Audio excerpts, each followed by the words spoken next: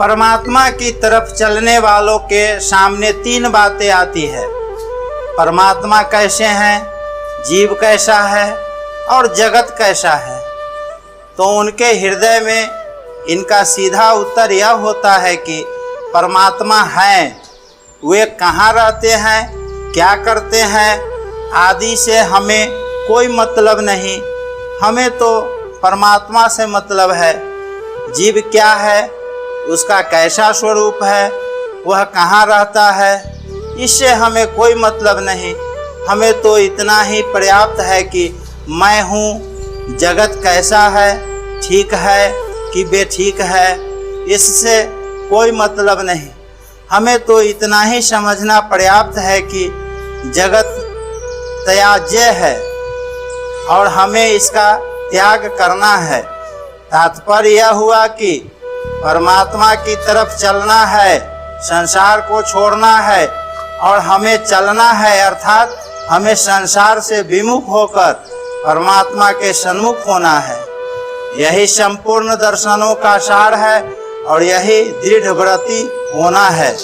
दृढ़व्रती होने से उनके द्वंद्व नष्ट हो जाते हैं, क्योंकि एक निश्चय न होने से ही द्वंद्व रहते हैं। दूसरा भाव है कि उनको न तो निर्गुण का ज्ञान है और न उनको सगुण के दर्शन हुए हैं, किंतु उनकी मान्यता में संसार निरंतर नष्ट हो रहा है, निरंतर अभाव में जा रहा है और सब देश काल वस्तु व्यक्ति आदि में भाव रूप से एक परमात्मा ही है। ऐसा मानकर वे दृढ़व्रती होकर भजन करते हैं। जैसे पतिव्रता स्त्री पति के परायण रहती है, ऐसे ही भगवान के परायण रहना ही उनका भजन है। शास्त्रों में, संत वाणी में और गीता में भी यह बात आती है कि पापी मनुष्य भगवान में प्रायः नहीं लग पाते। यह एक स्वाभाविक सामान्य नियम है। वास्तव में कितने ही पाप क्यों न हो, वे भगवान से विमुख कर ही नहीं सकते, क्योंकि जीव साक्षात भगवान का अंश है।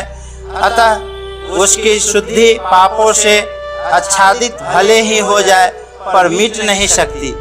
इसीलिए दुराचारी भी दुराचार छोड़कर भगवान के भजन में लग जाए तो वह बहुत जल्दी धर्मात्मा भक्त हो जाता है।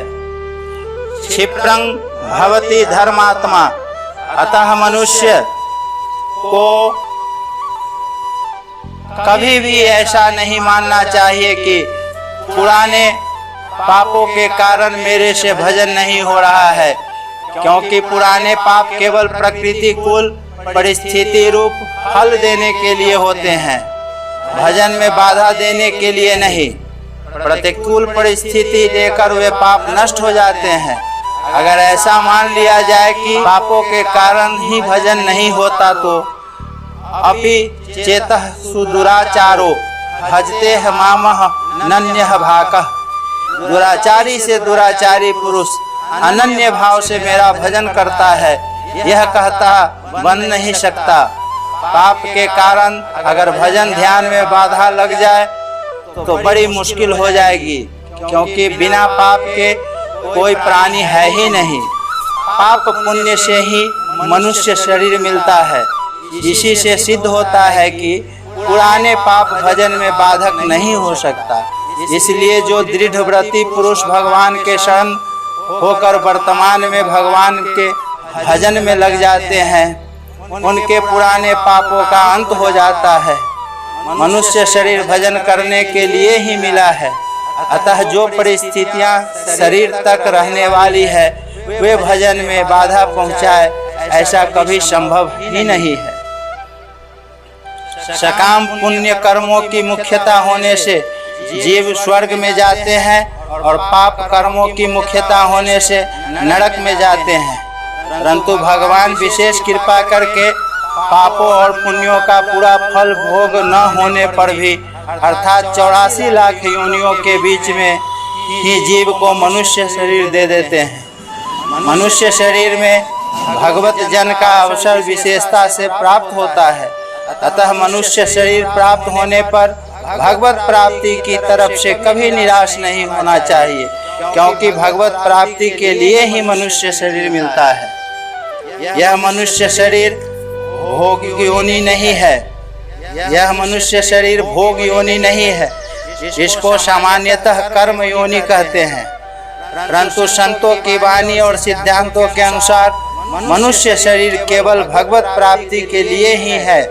इसमें पुराने पुण्यों के अनुसार जो अनुकूल परिस्थिति आती है और पुराने पापों के अनुसार प्रतिकूल परिस्थिति आती है, ये दोनों केवल साधन सामग्री हैं। इन दोनों में अनुकूल परिस्थिति आने पर दुनिया की सेवा करना और प्रकृति पर प्रतिकूल परिस्थिति आने पर अनुकूलता की इच्छा का त्याग करना, यह साधक का काम है। ऐसा करने से ये दोनों ही परिस्थितियां साधन सामग्री हो जाएगी। इनमें भी देखा जाए तो अनुकूल परिस्थिति में पुराने पुण्यों का नाश होता है और वर्तमान में भोगों में फंसने की संभावना भी रहती है। परंतु प्रतिकूल परिस्थिति में पुराने पापों का नाश होता है और वर्तमान में अधिक सजगता सावधानी रहती है, जिससे साधन सुगमता से बनता है। इस दृष्टि से संत जन सांसारिक प्रतिकूल परिस्थिति का आदर